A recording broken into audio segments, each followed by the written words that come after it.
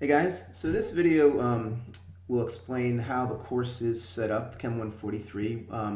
There's a separate video about the syllabus and about the lab, so I'm not going to go over it here. So when you open up this course in Canvas, you should see a page something like this. If there are any announcements, you'll see them up here, recent ones. The first module here has my office hours, so these are when they are this semester. That's the direct Zoom link, because they're through Zoom. This is all the other Zoom kind of information if you click on this. When you guys go to take exams, this next module here is where you will access them. Right now, there's just the practice proctoral exam, which you need to take during the first week of class. So this all has, information, syllabus kind of information, the link to this course, a link to the welcome letter that you guys should have received last week sometime, the video on the syllabus, the lab intro, the lab and exam schedule. We saw that before, but let's look at that real quickly here again. So this is how you always know what you should be working on each week and when things are due. So this is the date of each exam. We have an exam almost every week, except where it says none in this column right here.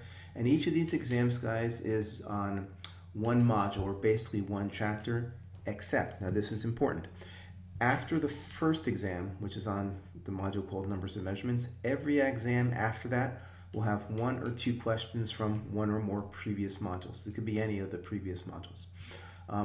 The exams are all multiple choice, 10 to 15 questions each, except for the final, which is more.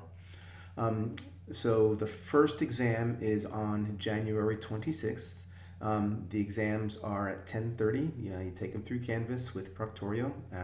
They're half hour to 45. They're all half hours. And we've seen the lab stuff already. So when you look at the lab video, you'll see this information over here. And then our next exam is on the module called Matter and Energy, which is on February 2nd, and just keep on going. This week here, well, the first 2 weeks, no exams, then March 2nd rather, and then March 16th. The reason I have the 2 no exam weeks here is because each of the modules that comes after those, I've found that students find a little more challenging than the others. So I'm giving you 2 weeks to work on this module and then 2 weeks to work on that. Take advantage of it, guys. It's really going to help you out. All right, so that's the lecture and exam schedule.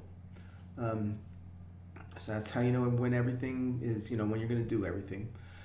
There's a periodic table. I give you a periodic table on each exam. If you would like, you may print this one out. It has to be this one, guys, and use it during the exams. Have it next to you. I have some videos on the basic functions of some of the more common calculators.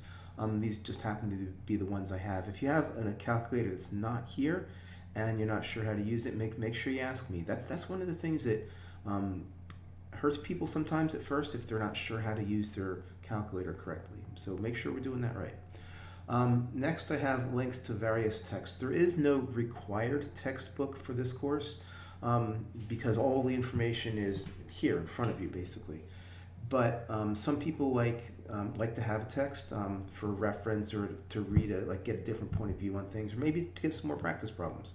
And so these are all links to various texts. They're all free, open source texts, except for this one. This one it's free, but if he asks you for a donation of $20 if you use it a lot, but you don't have to give him any money. Those are some of the possible texts you could use. Next, we've seen this in the lab video, so I'll skip past that. Then the next, once we get down here, guys, each module after that is basically a chapter in a textbook. Now you can see the first one here, and after we finish this one, I'll open up the next one and the next one and the next one. The way these are set up, this is how the course works, is for each of these topics, I have a link to a video. So you click on that link, it opens up a video, YouTube video that I made. That's about that topic. We're not going to watch that. You can watch that. But that's your lecture, guys. So make sure you definitely, number one, watch the videos. Don't just have it playing in the background or something. Actually watch it.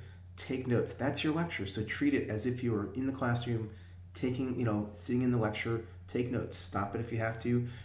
A couple of things that would help you. When you're watching the videos, I do calculations throughout almost all of the videos. When you get to that point, stop the video and try to do it yourself. Then come back and see what I did. If we did anything different, try to figure it out. Next thing, if there's any even little tiny thing in any video that you guys are not absolutely clear about, make a note of it, make note of the timestamp, and ask me. I'll show you how you can ask me. But definitely, if there's something that's not clear, it could come back and bite you if you're not careful. Anyway, so once you finish that video, take notes and all that, the next link with the same name is a one question multiple choice quiz. So we have a quiz after each of these videos. It looks something like this. So we'll take the quiz. Why not? All right. So just says, it's multiple choice. How many significant figures in this measured number? Click your answer. Click submit quiz. Okay. I'm not going to take it. Now, here's the thing, guys. You have each of these quizzes. They're open book, open notes, open anything. So if you need me to, I can help you with it. I'm not going to just tell you the answer, but I want you to think about it. But I'll help you with it. And you get 2 chances for each quiz. Now, if you miss the first attempt, please do not just go back and take the second attempt, because if you miss it the second time, that's it. You get a 0. There's no going back.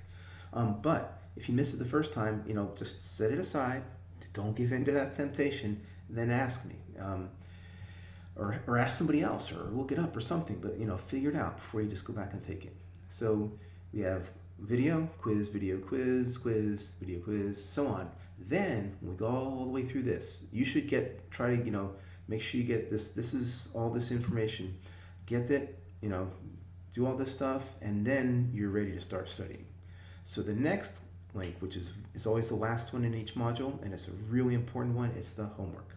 So if you click on that, it opens up a file that has homework problems, and it has the answer in parentheses after each of the problems.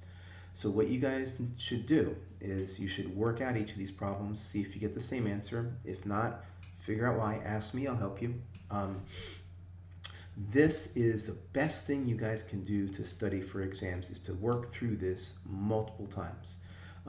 Because when I write my exams, I write questions that are based very closely on these. These are not the exact same questions. For example, the second question says 4.2 seconds contains how many nanoseconds? I might say the question might be 7.3 microseconds contains how many milliseconds, or something like that. Same, but you work it out the same way. Now here's the thing, guys. If you just memorize the steps that you do for each problem, that will not help you, because if you change something like I just did, then it's going to be slightly different steps. But if you understand why you did each step, then you'll do well in this course. Okay. All right. So, and I will definitely help you with any homework problems that you want help with. You do not turn that homework in, guys. That's to help you study for the exams. And then once we finish this, we'll take the exams. We saw the exam schedule. You'll have access to it up here, and then go on to the next module and work our way through the semester like that. And that's all there is to it, guys.